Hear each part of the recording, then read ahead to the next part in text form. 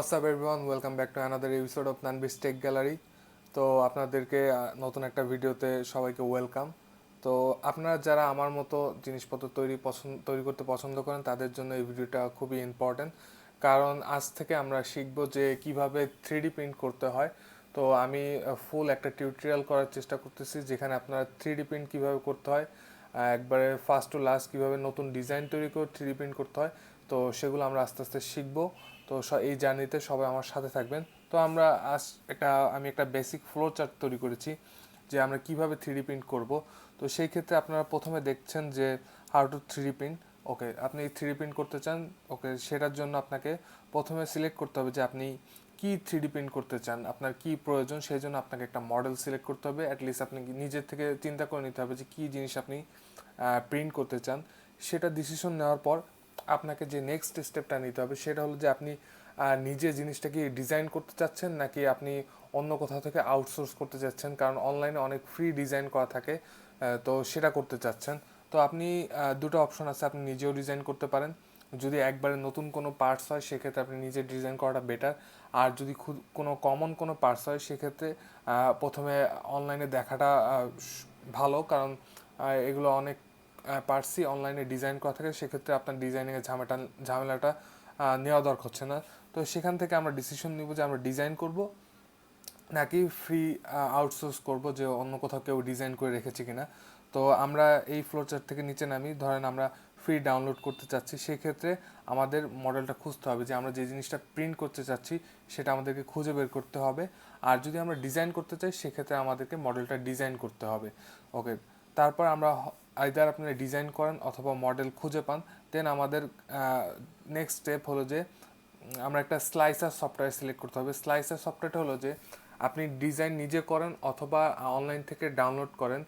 আমরা সেগুলো বেসিক্যালি যে 3D সফট ডিজাইনগুলো আছে সেগুলো STL ফরম্যাটে হয়, কিন্তু আপনার যে 3D প্রিন্টার থাকে সেটা ডাইরেক্ট STL ফাইল প্রিন্ট করতে পারে না। সেক্ষেত্রে আপনাকে আরেকটা সফটওয়্যারের মাধ্যমে STL ফাইলটাকে আপনার জি কোডে কনভার্ট করতে হয়। সেই সফটওয়্যারকে বলা হয় স্লাইসার সফটওয়্যার।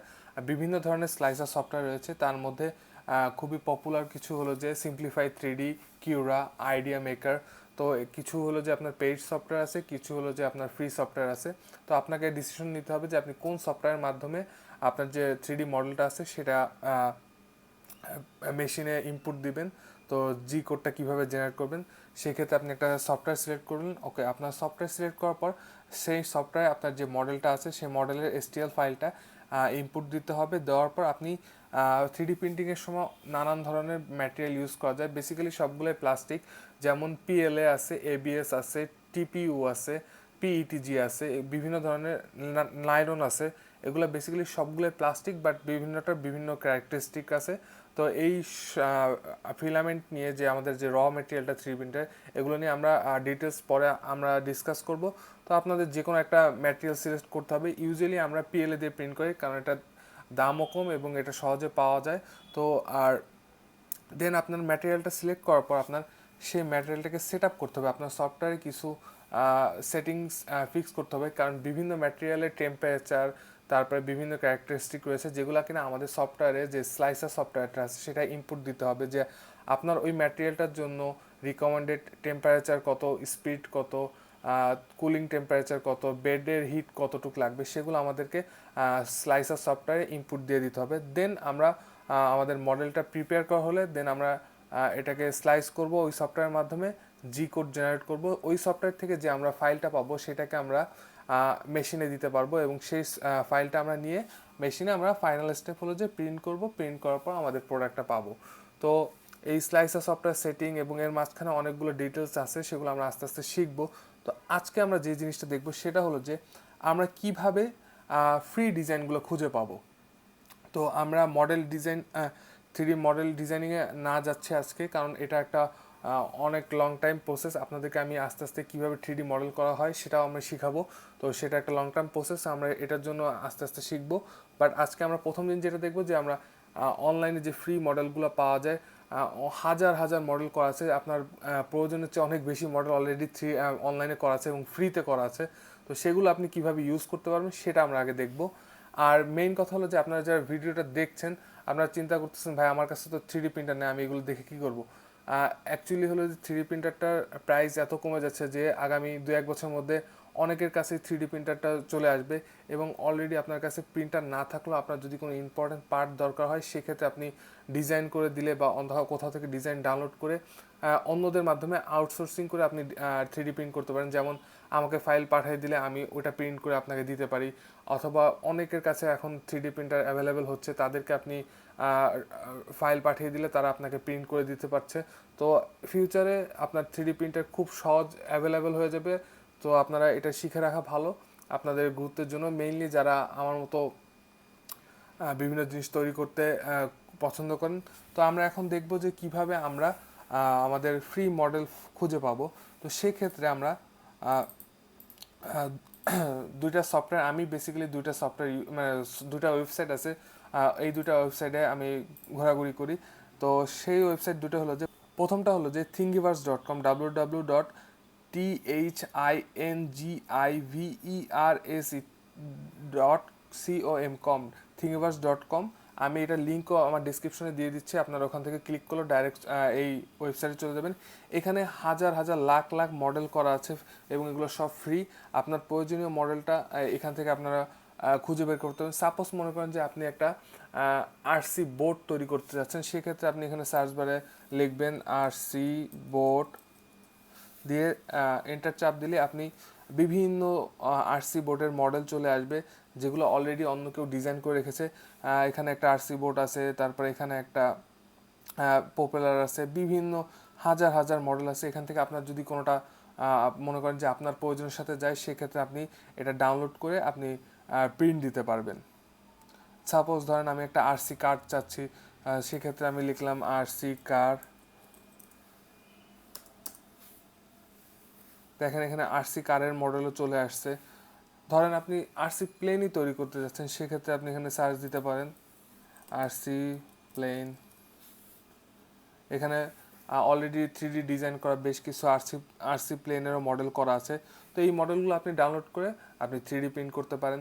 শুধু আরসি না, আপনি বিভিন্ন জিনিস, আমি যেমন রিসেন্টলি অনেক ভেস মানে ফুলদানি আমি প্রিন্ট দিচ্ছি, সেগুলো এখান থেকে আমি ডাউনলোড করে প্রিন্ট দিচ্ছি। আমি ভেস লিখে জাস্ট সার্চ দিলে এখানে হাজার হাজার ফুলদানির আপনার সিলেকশন চলে আসবে। এখান থেকে আপনি আপনার মডেলটা চয়েস করে আপনি ডাউনলোড করে নিজে প্রিন্ট দিতে পারেন, বা আপনার প্রিন্টার না থাকলে এমন কারোকে সেন্ড করতে পারেন যার প্রিন্টার আছে, সে সেটাকে আপনাকে প্রিন্ট করে দিতে পারে। তো এখানে আপনার অনেক ধরনের আপনার মডেল অলরেডি করা আছে।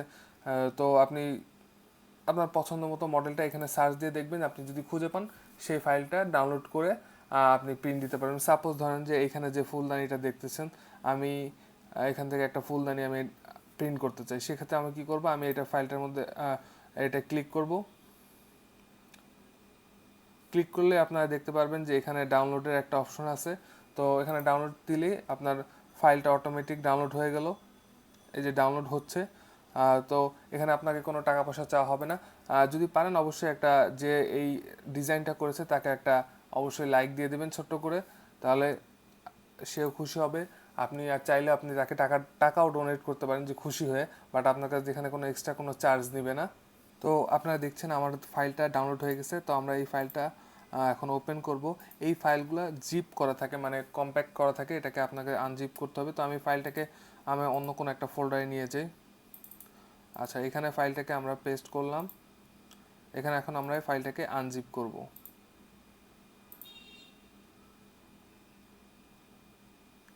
ওকে, আমাদের ফাইলটা আনজিপ হয়ে গেছে। এখানে আমাদের অনেকগুলা ফুলদানির ডিজাইন করা আছে। এখন এইটাকে আমরা এখন প্রিন্টের জন্য প্রিপেয়ার করব।